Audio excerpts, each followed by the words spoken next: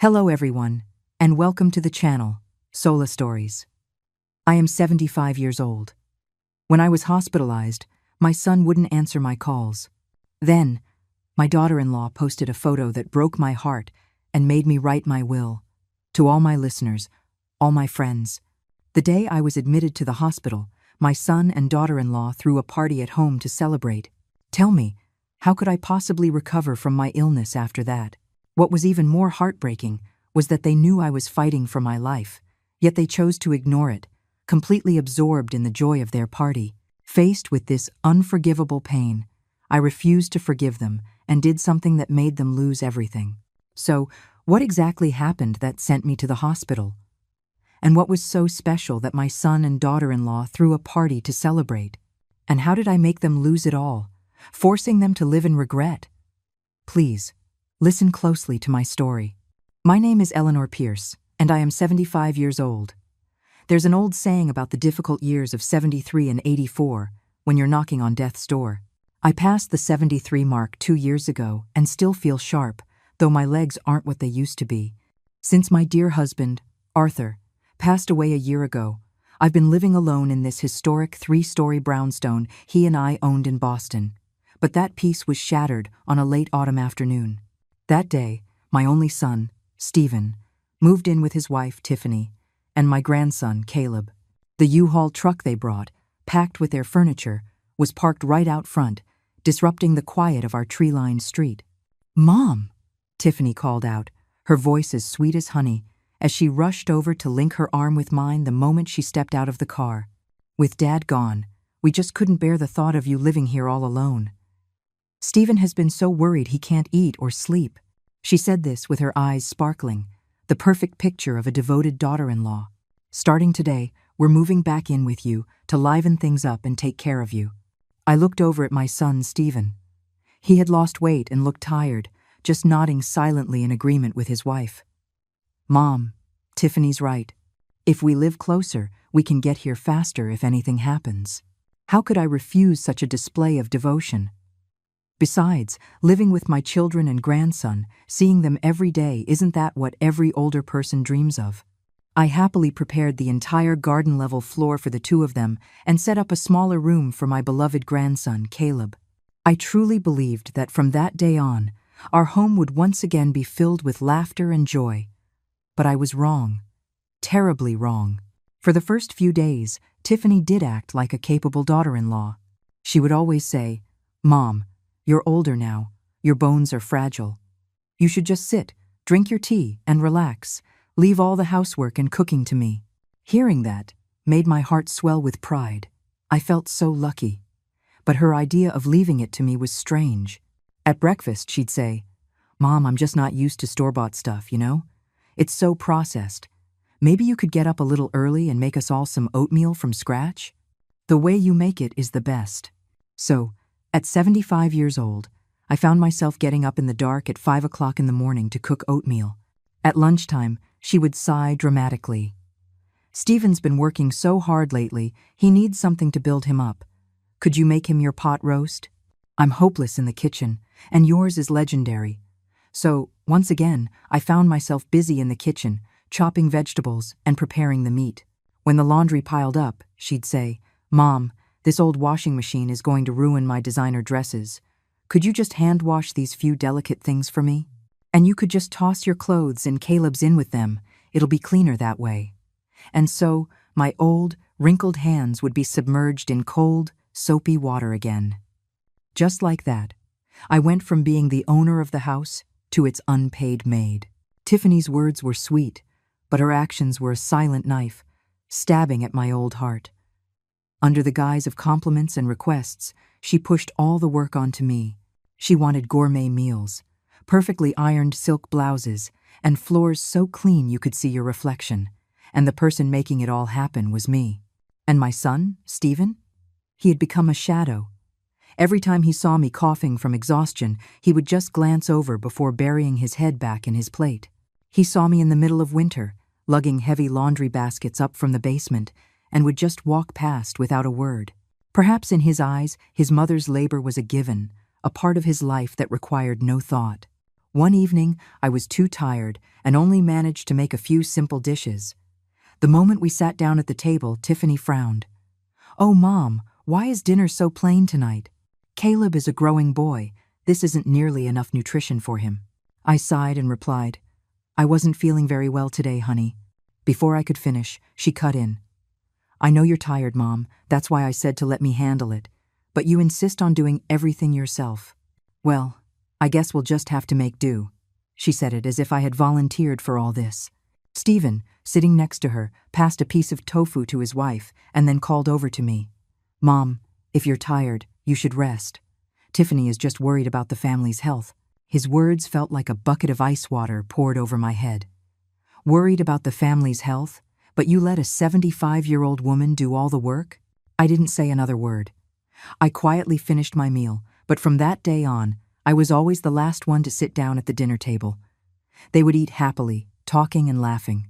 By the time I picked up my own bowl, all that was left was cold, stir-fried vegetables and a few scraps of meat at the bottom of the serving dishes. I ate my rice with cold broth, and my heart felt just as cold. Only my grandson, Caleb, was a single ray of light in those dark days. The boy was only 16, but he was so considerate. Many times, he would see me sitting on the front stoop, coughing so hard I couldn't catch my breath, and he would run over to rub my back. "Grandma, you're tired, right? Let me get you a glass of water." Or when Tiffany complained about the chores, he would speak up. "Mom, Grandma is old. Please don't make her do so much work. I can help her clean on the weekends." Immediately, he would get a death stare from his mother, a look that could burn a hole through you. "What do you know? You're just a kid. Go worry about your homework. It's good for Grandma to have something to do. It keeps her active. Haven't you noticed how much healthier she looks since we moved in?" The oppressive heat of a Boston summer afternoon felt like a giant steam room, draining the last bit of strength from my old bones. Tiffany had assigned another long list of chores today. She said friends were coming over for dinner, so I had to polish all the wooden furniture in the house and hand-wash the heavy silk curtains. "Be careful, Mom," she instructed in her sugar-coated, commanding tone. "Everything in this house is valuable, so don't be careless." I had been working since early morning. Sometime after noon, as I was struggling to wring out the last curtain, I suddenly felt the world spin. My vision blurred, and everything in front of me melted into a chaotic mess of colors. My ears were ringing, and the only thing I could hear was my own heart pounding in my chest. I tried to grab onto the stone wall of the small courtyard garden for support, but my legs had no strength left. The last thing I saw was the vibrant green leaves of the magnolia tree swaying above me before I collapsed onto the cold brick patio. I don't know how long I was unconscious.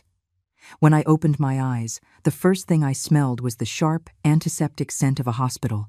The white fluorescent light from the ceiling was so bright it hurt my eyes.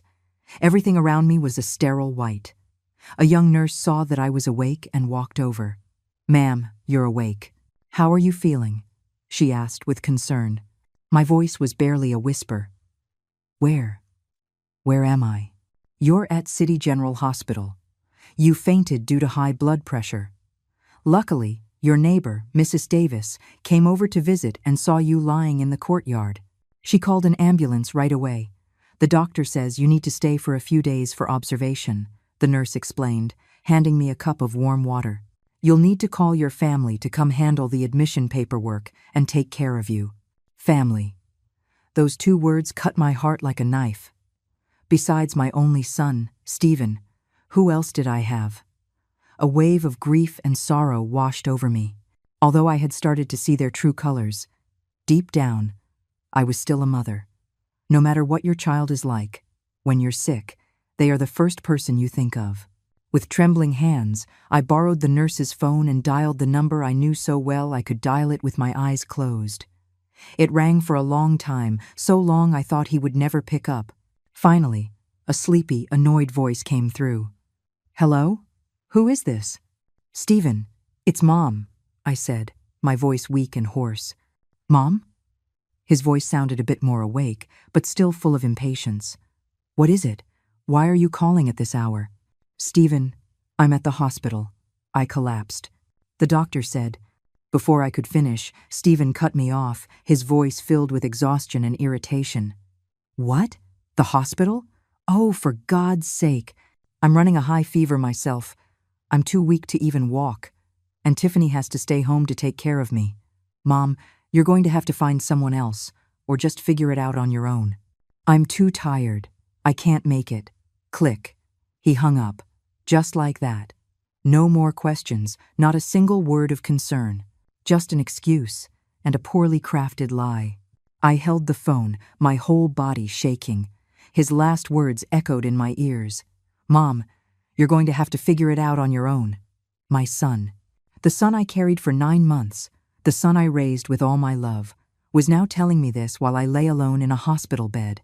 My heart turned to ice. Disappointment and pain consumed me, worse than the headache from my high blood pressure. My kind neighbor, Mrs. Davis, brought me some oatmeal. Seeing me all alone, she sighed with pity. A few hours later, my grandniece, Sarah, who happened to be visiting a friend at the same hospital, stopped by to see me. Seeing my tear-streaked face and dazed expression, she sat by my bed and tried to comfort me. Aunt Eleanor, what's wrong? Don't be upset. Getting angry is bad for your recovery. The clever girl opened her phone. How about I show you some funny pictures online to cheer you up? I was in no mood for it, but I didn't want to hurt her feelings, so I nodded. Sarah scrolled through her phone, showing me all sorts of things, from funny videos to beautiful landscape photos. I stared blankly, my mind still lost in its own pain. Then she stopped on someone's social media profile. Oh hey, that's Tiffany, right? Stephen's wife? She just posted a new photo. I instinctively glanced at the screen, and in that instant, my world shattered.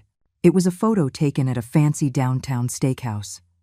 Under the warm yellow lights, their table was covered with expensive dishes and a bottle of red wine.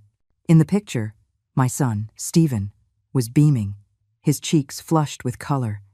He didn't look like he had a high fever or was too weak to move. Beside him, Tiffany was wearing a shimmering dress, her makeup perfect, leaning her head affectionately on her husband's shoulder. My grandson, Caleb, was there too, though his smile seemed a little forced. The three of them were raising their glasses in a toast, looking like the perfect, happy family. That image alone was enough to kill me, but what truly drove the knife into my heart was the caption Tiffany wrote below the picture. Happy 10th anniversary. So nice to finally have a quiet, relaxing night, just us. Just us. Those 2 words were sharper than 1,000 knives, stabbing straight into my chest, crushing the last shred of hope I had. I froze. So my son had lied. He wasn't sick. He and his wife were out celebrating their wedding anniversary. Not only had they abandoned me in my time of need, but they were celebrating my absence. My very existence had become a burden to them, an inconvenience so great that my absence was a reason to celebrate. Aunt Eleanor, what's wrong? Sarah asked in a panic, seeing my face turn deathly pale. The phone slipped from my grasp, clattering against the bed rail. I couldn't hear anything. A buzzing filled my ears, and the blood in my veins felt like it had turned to ice. I had sacrificed my whole life for my son, endured my daughter-in-law's cruelty, lived like a servant in my own home, all for a little bit of family affection in my old age. And what did I get in return? Lies, abandonment, and their joy because I wasn't there. Tears started streaming down my face, but these were no longer tears of simple sadness or pain. They were hot, filled with a bitter saltiness and the deepest resentment. I cried for my own foolishness, for a mother's heart that had been so terribly misplaced. That night, I couldn't sleep. Every time I closed my eyes, the image of my son and daughter-in-law's radiant smiles at their anniversary party appeared before me, seared into my brain like a red-hot brand. The words "just us" echoed in my mind, each repetition a fresh cut on my already wounded heart. My grandniece, Sarah, had fallen asleep in a folding chair next to my bed.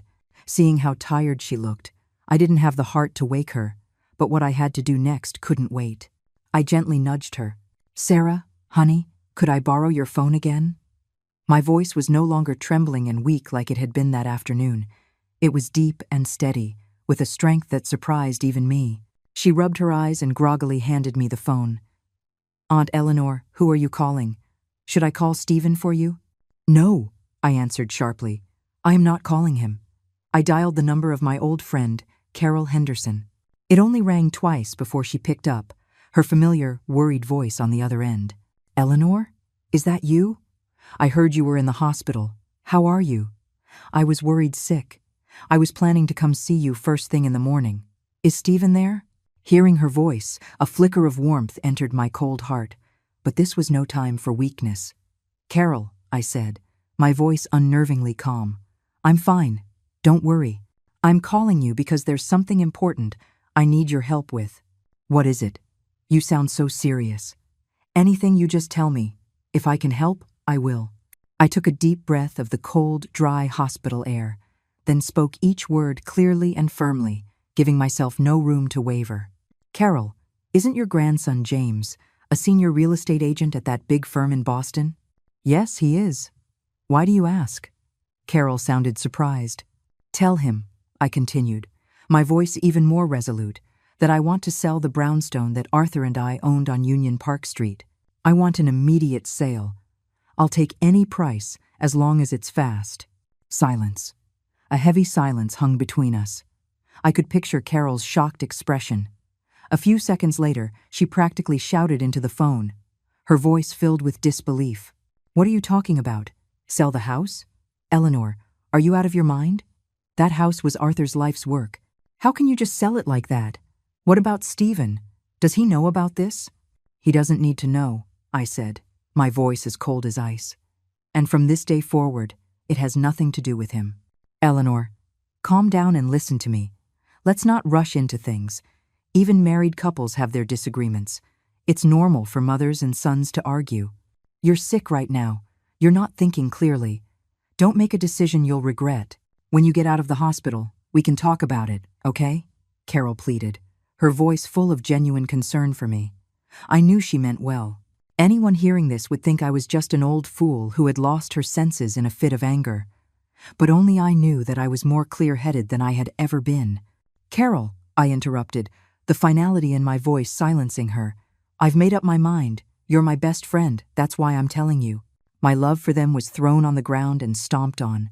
They took my sacrifices for granted. While I'm lying here, they're celebrating because I'm not around to be a burden. Tell me, this house, my husband's legacy, can I leave it to such ungrateful people?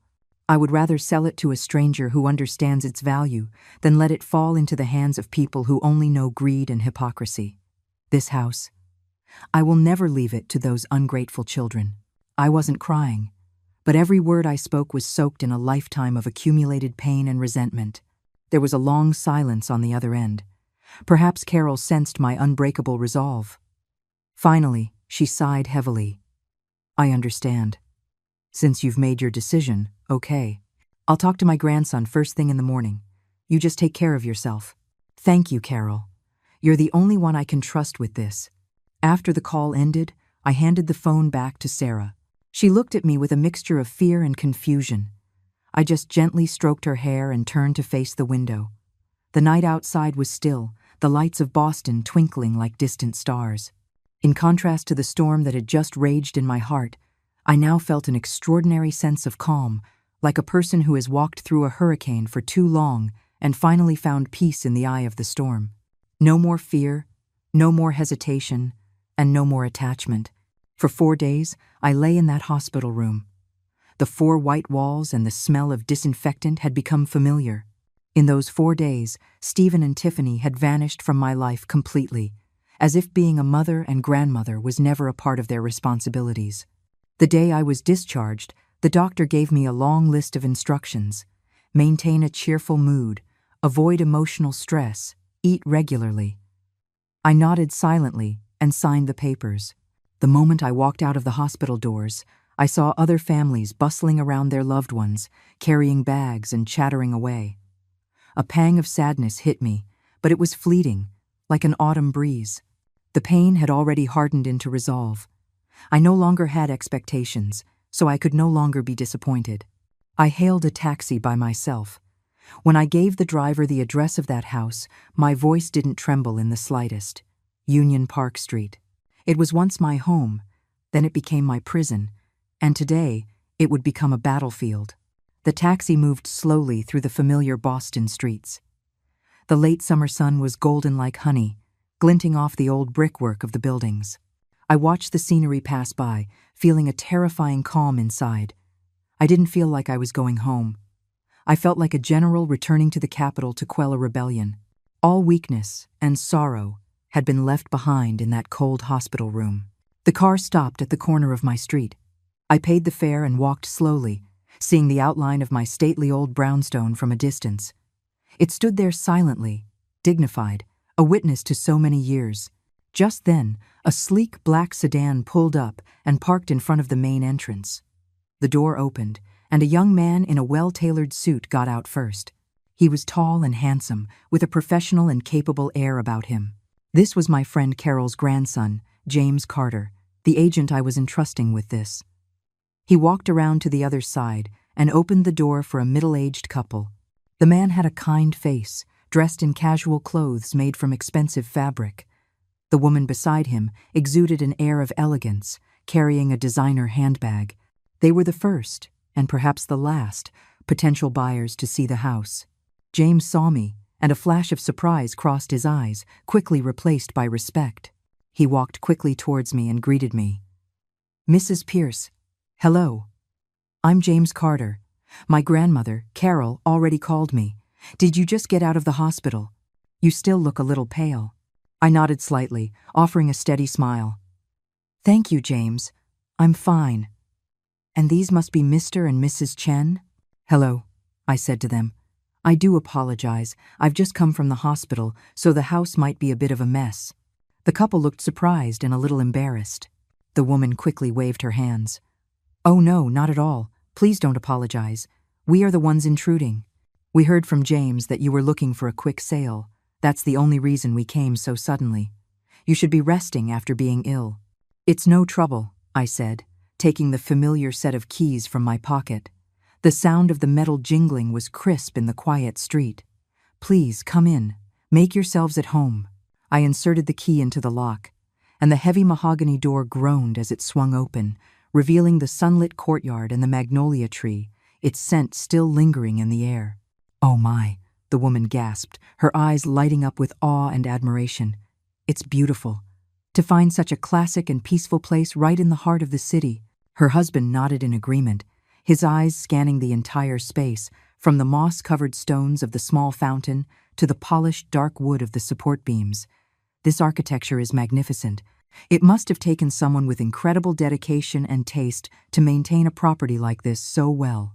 James glanced at me, and seeing my calm demeanor, he began to slip into his professional role, starting to explain the house's history, structure, and value. But I gently raised my hand to stop him. "Allow me," I said softly. "It's only right that I give the tour of this house myself."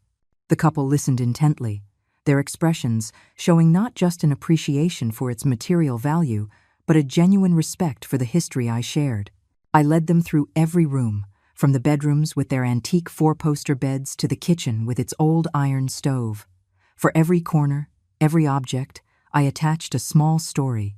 I told them how my husband, Arthur, had repaired the roof tiles with his own hands, and how I used to sit by a certain window mending our son's clothes. When I mentioned my son, my heart stung for only a moment before returning to its calm. "Ma'am," the husband said suddenly, his voice full of sincerity, "we absolutely love this house. If you agree, we're prepared to offer you the highest market price, and we promise you we will keep everything just as it is. We will care for it just as you and your husband did." I looked deep into his eyes and believed him. I nodded, a small smile forming on my lips. That would be wonderful. My husband's life's work has finally found the right people.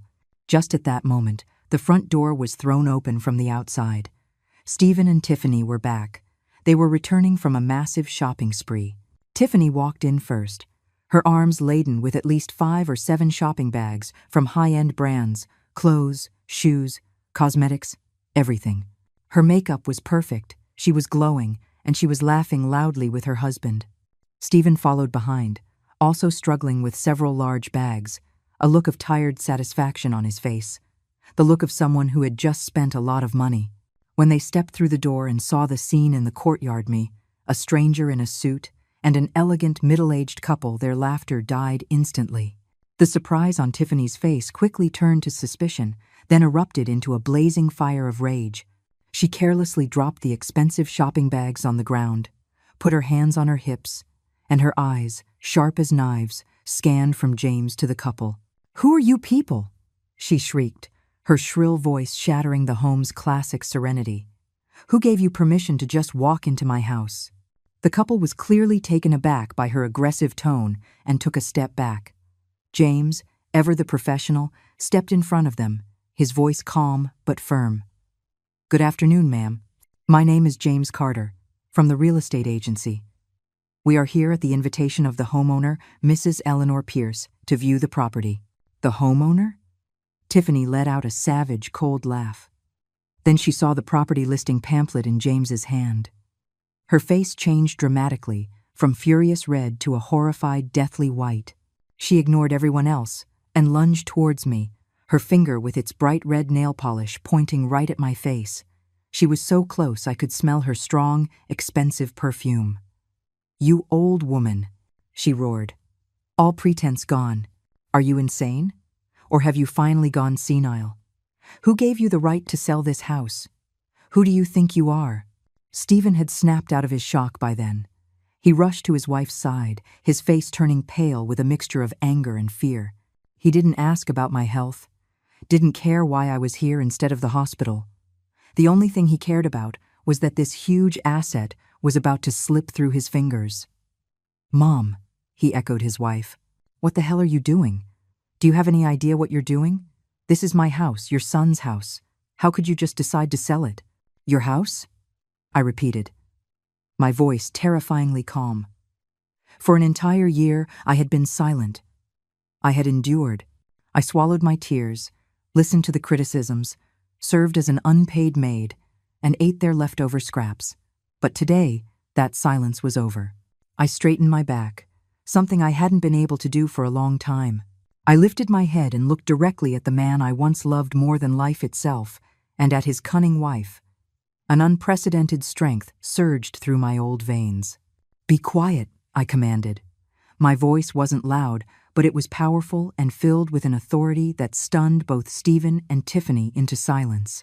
The entire courtyard fell quiet, with only the sound of the wind rustling through the leaves.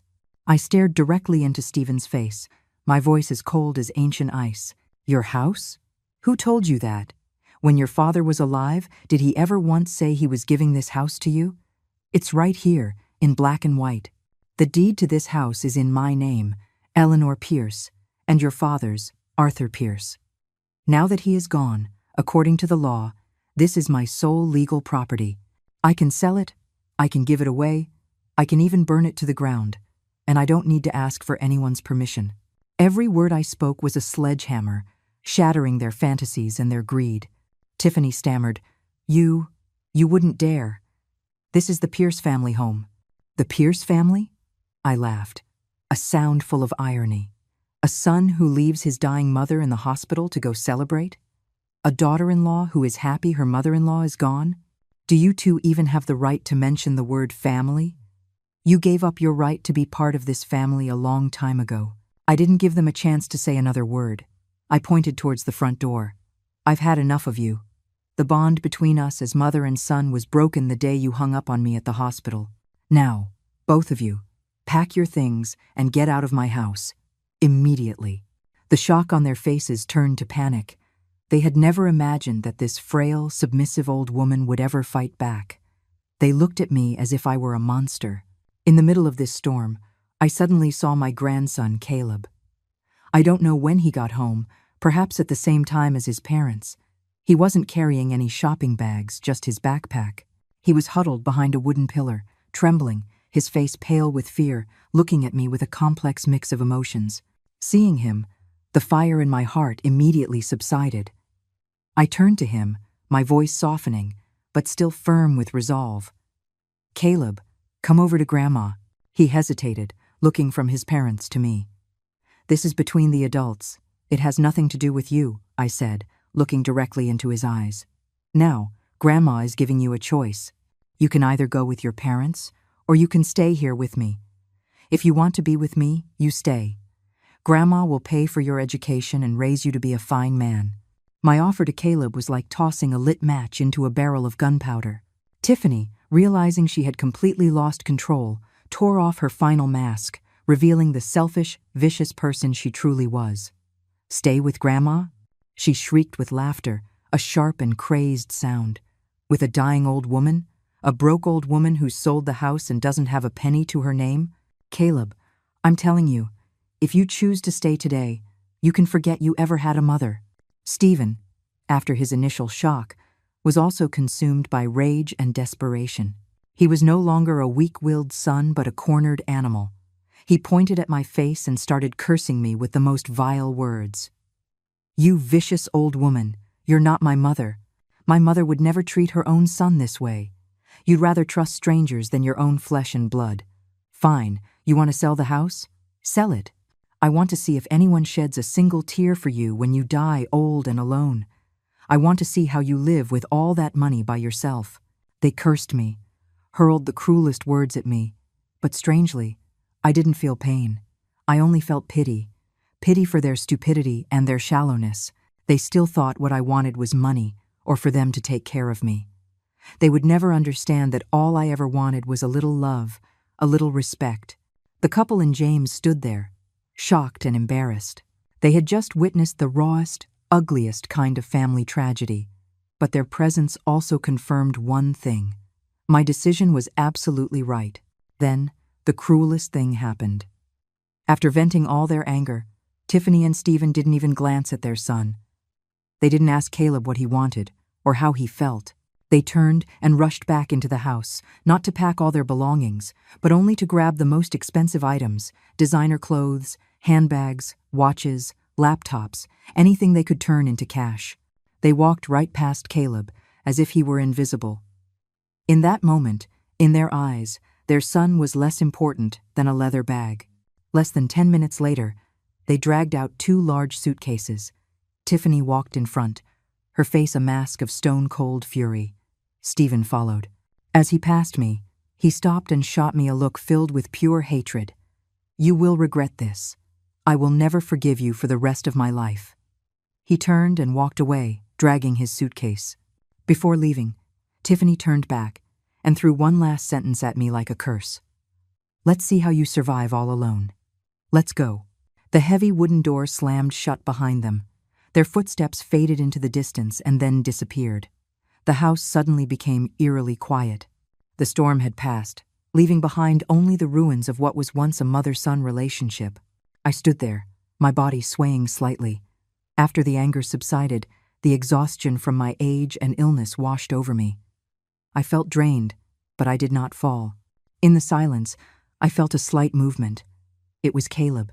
He wasn't crying, though his eyes were red. He didn't scream or beg his parents to stay. He had stood there silently, witnessing their choice. He had seen with his own eyes that in their mad lust for money, he had been abandoned by his own parents. He slowly walked to my side. He didn't say a word. He just gently reached out his still young hand and took my wrinkled, age-spotted one. His hand was warm, and that simple, firm grip said more than 1,000 words. It was a choice, a promise, an act of loyalty. The tears I had been holding back for days finally began to slide down my cheeks, but these were tears of relief, of comfort. I looked down at my grandson, and he looked up at me. In his clear eyes, I saw a reflection of myself. I squeezed his hand tightly. In the most terrible storm of my life, when I thought I had lost everything, I discovered that I still possessed the most precious thing of all. After that terrible storm, a strange peace settled over the old brownstone. Life for the two of us, grandson and grandmother, began a new chapter, simple and warm. Caleb, after the trauma of being abandoned by his parents, grew up overnight. The timid, hesitant boy was gone, replaced by the true man of the house. In the mornings, he would wake up to sweep the courtyard and water the magnolia tree. He learned how to go to the grocery store. Our meals were no longer fancy, hypocritical feasts, just a simple soup and bread. But for some reason, they tasted more delicious than anything before. We would eat together under the awning of the porch, talking and laughing.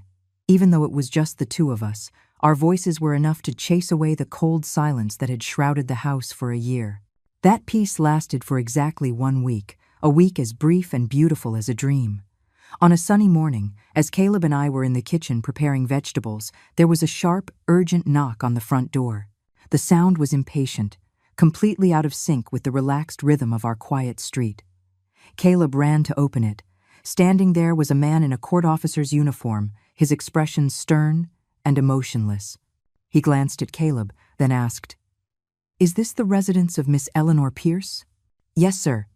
"You're looking for my grandmother?" "Is there a problem?" Caleb answered politely. The man didn't answer. He stepped past Caleb into the courtyard, his sharp eyes scanning the area as if searching for a criminal. He saw me standing on the kitchen steps, still holding a handful of green beans.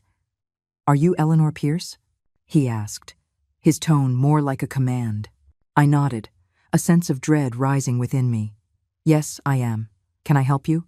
The man said nothing more, simply pulling a sealed envelope from a worn leather briefcase and handing it to me, a court summons. "Please sign here to acknowledge receipt." My ears were ringing. A summons? Why would the court be sending me a summons? I had lived an honest life, never done anything to wrong anyone, never had any trouble with the law. My hand trembled as I took the envelope. It felt unnaturally cold and heavy. Caleb rushed to my side, steadying my arm. Shaking, I broke the seal. Inside was a neatly typed, clear document, a legal complaint. And when I read the name of the plaintiff, my entire world turned upside down. Plaintiff, Stephen Pierce. Defendant, Eleanor Pierce, my son. The son I carried for 9 months was suing his own mother. I read on, each line, each word, a needle piercing my skin. He was suing me for fraudulent transfer of inherited property. In the complaint, he stated that as the sole son of the late Arthur Pierce, he was legally entitled to inherit at least half of his father's estate, which included the brownstone. He accused me of being mentally incompetent due to old age and colluding with outsiders to illegally sell the property, with the intent of seizing the entire inheritance and depriving him of his rightful share. He was petitioning the court to halt the sale of the house and force me to give him half of the proceeds. The complaint slipped from my trembling fingers. The world spun, and a sharp pain shot through my chest, a pain far worse than when I had collapsed from high blood pressure. The blood rushed to my head. I couldn't breathe, and my vision went black. To be betrayed by a husband is called despair. To be backstabbed by a friend is called heartbreak. But to be sued by the child you carried, the child you raised with pain and sacrifice, to have the sacred bond of mother and child dragged through a court of law over money, there are no words in this world to describe that kind of pain. It is far worse than being pierced by 1,000 arrows. A knife to the heart will bleed, but the wound can eventually heal. This was a knife to the soul, leaving it to bleed and shatter into 1,000,000 pieces. I thought, after everything that had happened, that my heart had grown hard enough. I thought I would never again cry over those people. But I was wrong. The tears came again, hot and scalping, filled with rage and the ultimate agony of seeing a mother's love valued in dollars and cents on a legal document. What kind of thing had I given birth to? Was he a man? Or a monster in human skin? A heartless vampire? "Grandma, Grandma!" Caleb's panicked voice pulled me back from the abyss of despair. He quickly grabbed me as I swayed, helping me to the stone bench under the magnolia tree. His face was pale, his eyes filled with tears. "Grandma, don't scare me. Take a deep breath, Grandma," he said, rubbing my chest with his small hands. I tried to take a deep breath, but the air felt like a stone in my lungs, weighing heavily on my heart. I clutched my grandson's hand, feeling every muscle in my body tremble. I had underestimated the depths of my son's depravity. He didn't just want the money, he wanted to kill me. He knew I had high blood pressure. He knew I couldn't handle a shock like this. This wasn't a civil complaint. It was a death warrant he had sent me. Just as I felt I was about to collapse, to give up on everything, Caleb suddenly stood up. The fear on his face was gone, replaced by an extraordinary resolve, a decisiveness that a 16-year-old boy shouldn't have. "Grandma, wait right here for a minute." Without another word, he ran into the house, into the room that had once been my and Arthur's bedroom. I watched him, confused, wondering what he was doing. I heard a clattering sound, the sound of furniture being moved. A few minutes later, Caleb came back out, carrying a heavy object in his arms. It was the old sandalwood box my husband had treasured, where he kept his most important documents and belongings. Caleb set the box on the ground, then ran back inside. This time, he came out holding a dark red, silk-brocaded box with a small brass lock. He knelt before me and held up the brocaded box with both hands, his voice serious and filled with an indescribable emotion. "Grandma, before Grandpa passed away, he called me into his room alone and gave me this box and its key." I stared, frozen, at the box in my grandson's hands. Caleb continued, his voice like he was reciting a sacred last wish. "Grandpa told me to keep it safe and not to let anyone know about it, not even my parents. He said he was worried about you. He told me that I was only allowed to take this box out and give it to you when my parents were treating you their worst, or if something major and urgent happened that threatened you and this house. I think now is the time." Every word Caleb spoke was like a warm stream, slowly nourishing my heart that had been desiccated by pain. Arthur, my husband, even from the next world, he was still worrying about me, protecting me. He had seen it all, had anticipated this very day. With trembling hands, I took the box. It wasn't heavy, but it felt as if I were holding all the love of my late husband. Caleb took a small brass key from his pocket, inserted it into the lock, and turned it with a soft click. Shaking, I opened the lid. Inside, there were no jewels or gold, only 2 items resting neatly on a yellow silk lining. One was a stack of yellowed letters, tied carefully with a red string. The handwriting on them was so familiar it made my heart ache. It was Arthur's. The other item was a document with the official red seal of a notary public, looking very formal and legal. I picked up the letters first.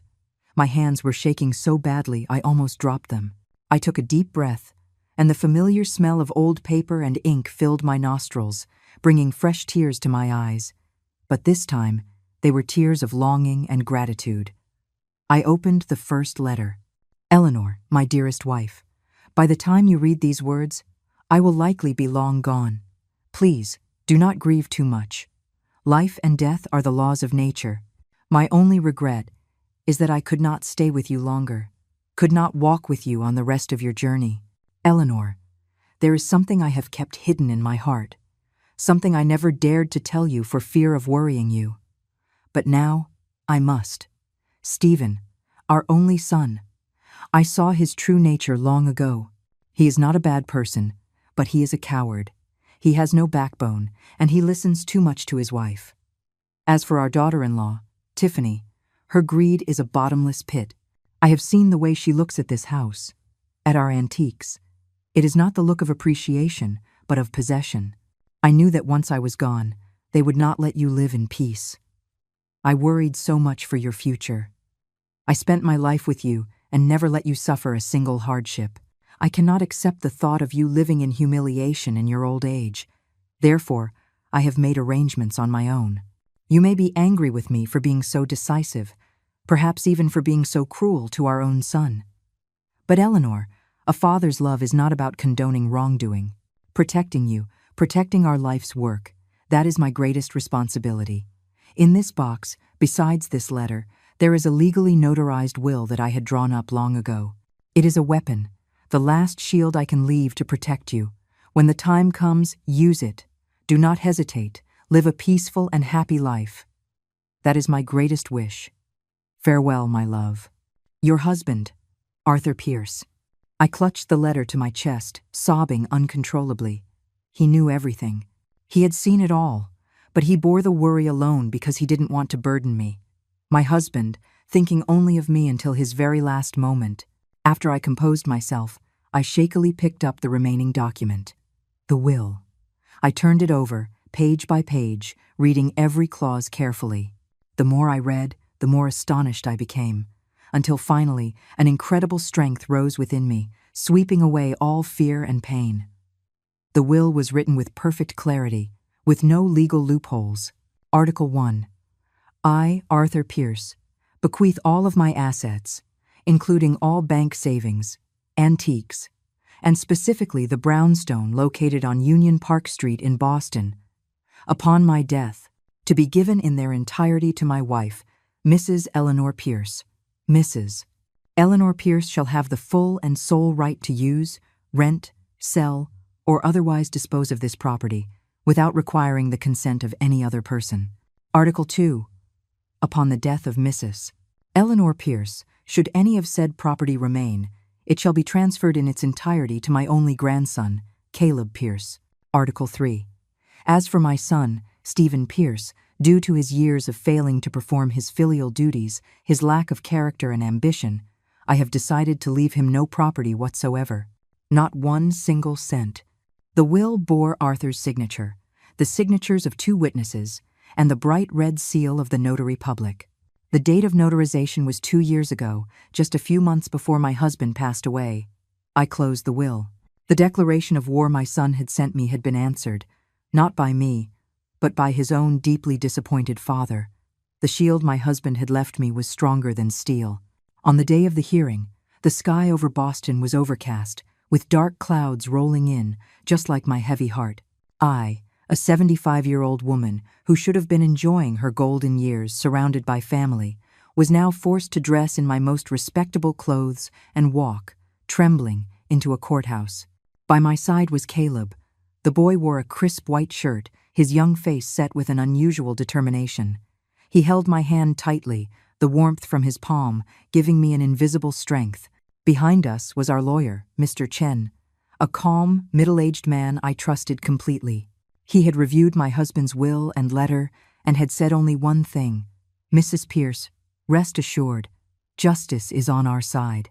We had just reached the corridor outside the courtroom when we ran straight into Stephen and Tiffany. They were with a young lawyer, looking confident and smug. In stark contrast to my weary appearance, they were dressed to the nines. Tiffany wore a designer dress and flawless makeup, trying her best to look like a poor victim, a devoted daughter-in-law fighting for her family's rightful legacy. Stephen wore an expensive suit, trying to project an image of a mature, stable head of the family, unfairly treated by his own mother. When Tiffany saw me, she curled her lip in a sneer, a look full of malice. She walked closer and, in a sharp, sarcastic tone loud enough for everyone to hear, said, "Well, look who it is. Mom, you actually came? I thought your health was too fragile for a place like this.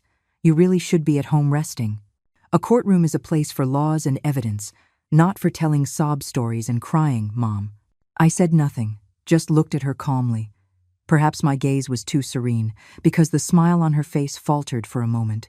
Stephen came over, avoiding my eyes, and muttered, "Mom, I didn't want it to come to this, but you forced my hand. That house was Dad's life's work. It's our family home. By selling it, you're committing a crime against the whole family. I'm here today to get justice." Justice. Hearing those words from his mouth was the height of hypocrisy and shamelessness.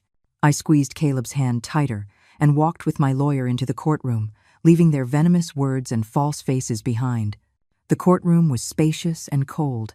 The judge sat high on the bench, his face stern. On either side were rows of benches for the plaintiff and the defendant.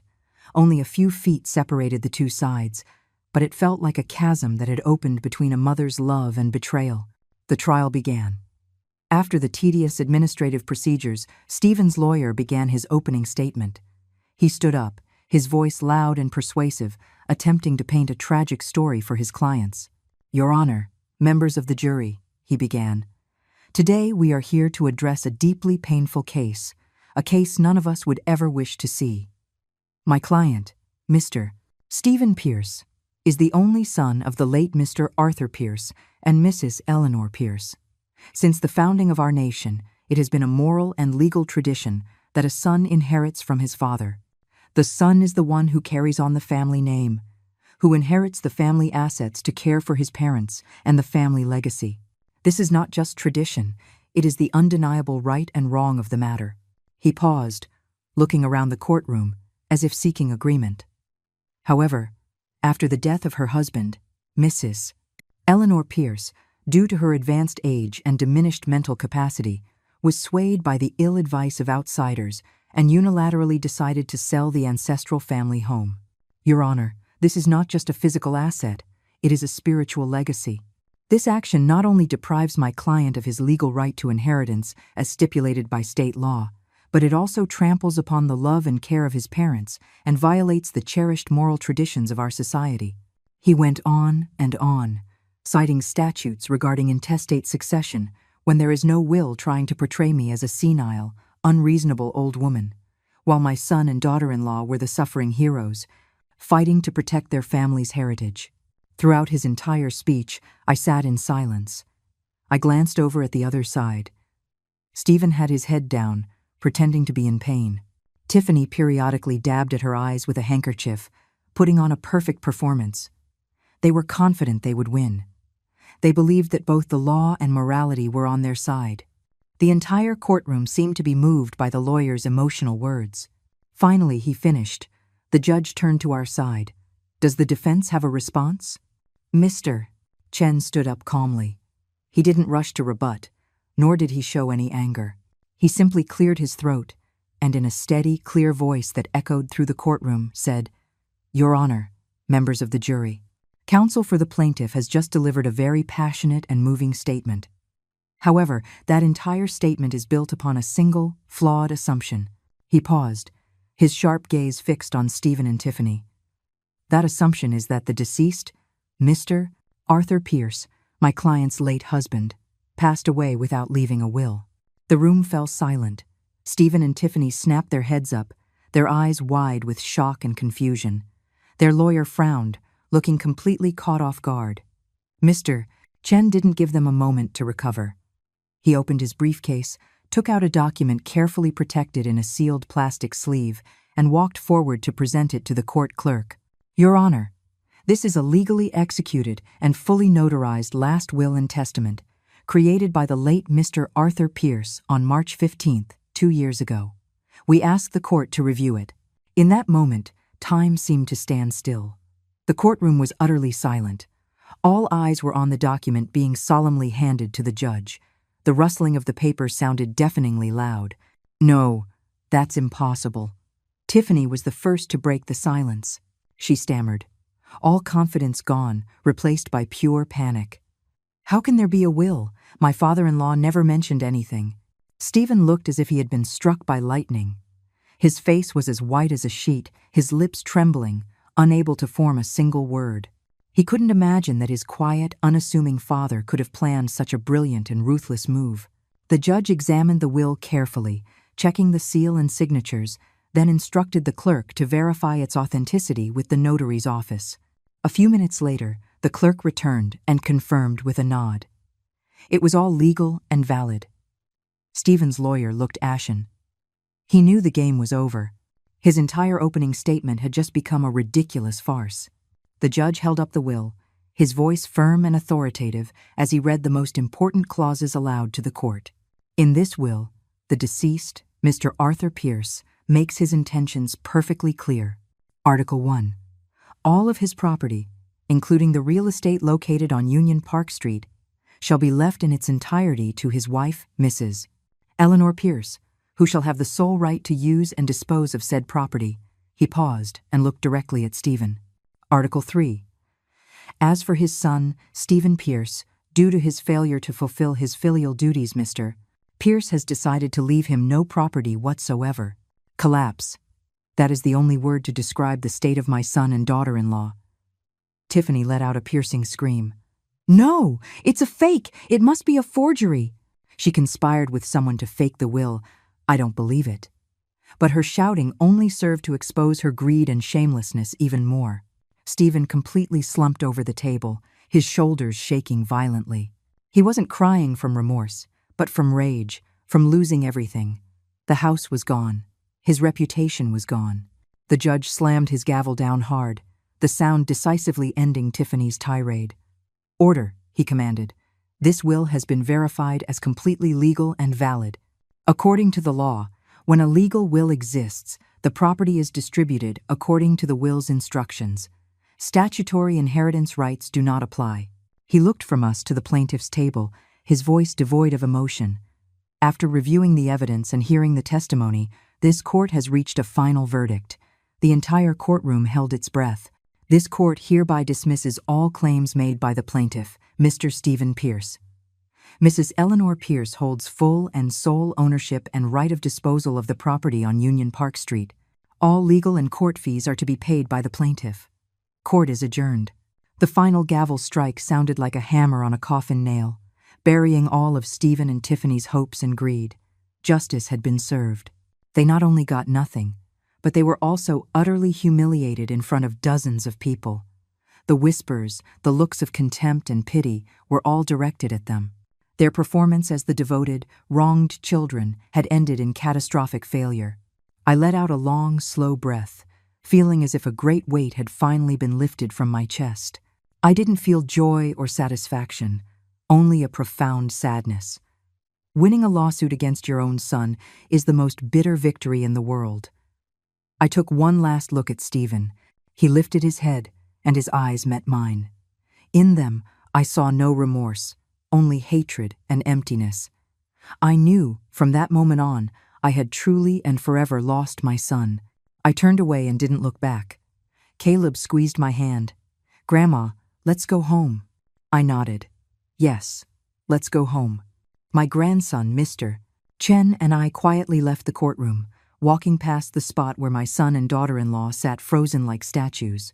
We walked out of that cold building, and miraculously, the dark clouds outside had scattered. Bright sunlight shone down, warm and gentle. The justice of the law had been served. But for them, the judgment of conscience, and of a higher power, was perhaps just beginning.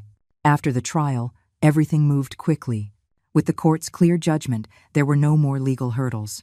The Chen couple, who had witnessed the entire ugly drama of my family, were even more determined to own the house, treasuring the legacy behind it. They didn't haggle over the price at all. In fact, they offered a price above the market value as a sign of respect for me and my husband's estate. On the day of the signing, Caleb and I returned to the house on Union Park Street one last time. It stood there, classic and silent, but in my eyes, it was no longer a battlefield, but a memory. The Chens brought a well-prepared contract with clear terms. When I signed my name on the paper, my hand did not tremble. I didn't feel like I was losing anything. I felt like I was setting a long-imprisoned spirit free. After all the paperwork was done, Mr. Chen solemnly handed me a wooden box containing the full payment, but it was his wife's words that moved me most. She held my hand, her eyes full of sincerity. "Mrs. Pierce, please don't worry. We promise we will take good care of this house. We will cherish every brick and every tile. Your husband's spirit will surely be at peace. And whenever you and Caleb want to come back and visit, you are always welcome here." I smiled and nodded, thanking them for their kindness. Before leaving for the last time, I told Caleb, "Wait for me outside for a little while. Grandma wants to be alone for a moment." He understood and quietly walked out the front door, leaving me alone in the space that was once as familiar to me as my own breath. I walked slowly through the house one last time, saying a final goodbye to the past. I went into the courtyard and stood under the magnolia tree. The flowers were gone for the season, leaving only green leaves rustling in the wind. I reached out and touched the rough bark of the trunk. I closed my eyes, and I could almost feel Arthur's presence nearby. "Old man," I whispered, "I'm leaving now. I've done what you asked. I've protected our home, and I've found it a new owner worthy of it. You can rest in peace now." I went into the main parlor, where the family portraits hung. I lit one final stick of incense, the smoke curling upwards, carrying my farewell. I walked through the living room with its dark wood furniture, remembering all the mornings my husband and I shared coffee there. I walked through the kitchen, where I had cooked thousands of meals, some of them seasoned with tears. I walked into the bedroom, where I had spent so many sleepless nights worrying. Every step brought back a memory sweet and bitter, happy and painful. But now, it was all in the past. I no longer belonged here. I came to this house with nothing, and now I was leaving with that same feeling, only with far more scars on my heart. I walked out the front door and didn't look back. I gently closed the two heavy mahogany doors, and the sound of the deadbolt sliding into place was crisp and final, like closing a long chapter of my life. With a third of the money from the sale, I bought a condominium in a quiet, modern part of the city. It wasn't large, just 2 bedrooms, a living room, and a small balcony with a view of a green park. It didn't have the historic grandeur of the old brownstone, but it was bright, clean, and most importantly, it was ours.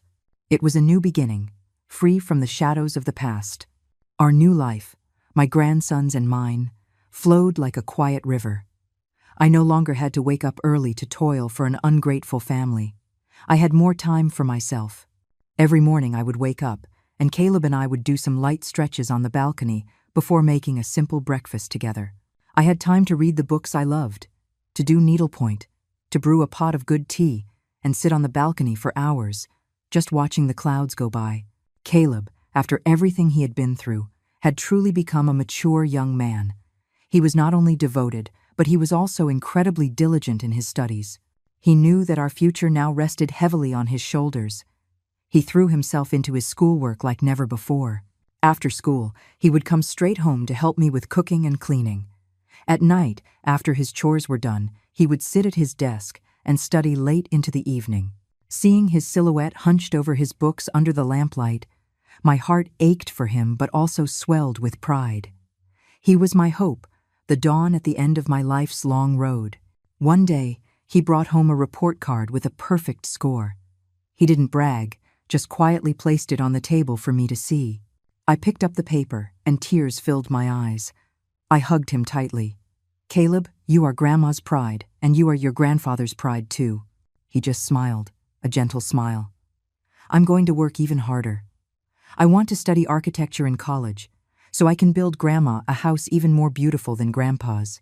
In our small condo, laughter replaced sighs, sincere care replaced false words, and unconditional love filled the void left by betrayal. One afternoon, my old friend Carol came to visit. After we chatted for a while, she hesitated, then told me something. "Eleanor," she said, her voice tinged with pity, "do you know how Stephen and Tiffany are doing these days?" I shook my head. After the trial, I had no desire to hear anything about them. Carol sighed. "I only heard this from someone else, but after they lost the case, they couldn't stay in Boston. Without the house as a financial safety net, their life is very difficult. Stephen's small salary, which they use to supplement, now has to cover everything. And Tiffany, you know how she is with money. Now that she can't afford designer brands or spa days, they say she's become unbearable." She continued, "I heard they had to rent a small, damp apartment in the suburbs. Once the money was gone, so was their love. They fight every day. Stephen blames her for being greedy and pushing him into this mess. Tiffany screams at him for being a weak, useless man who couldn't even hold on to his own inheritance. The neighbors say you can hear them yelling and throwing things every single day." Carol didn't finish, but I understood. I sat there silently, feeling not a shred of satisfaction, only a vast, ocean-deep sadness. He was, after all, the son I had carried for 9 months. I never wished this kind of life for him. But this was the path they chose. You reap what you sow. They were paying a terrible price for their disrespect and bottomless greed. That price wasn't just money. It was the destruction of their family, the contempt of their community, and perhaps a lifetime of a guilty conscience. I don't wish them well, but I don't curse them either. I have simply erased them from my mind. They are now just strangers who happen to share my blood. I have taken back what was mine, not the house or the money, but the right to live, the right to be respected, and the right to have peace in my final years. Caleb placed a plate of cookies he had just baked on the table. He smiled at me, a smile as bright as the morning Sunday grandma. "Have some hot tea." I nodded and took a sip. The tea was fragrant and sweet. Looking at my devoted grandson beside me, at the peaceful life before me, I knew that my new day had finally, truly begun. Thank you for watching. I hope today's story has resonated with you. For those who haven't subscribed yet, don't forget to click the subscribe button so we can be here with you every day. Let's grow together. We'll see you in the next one.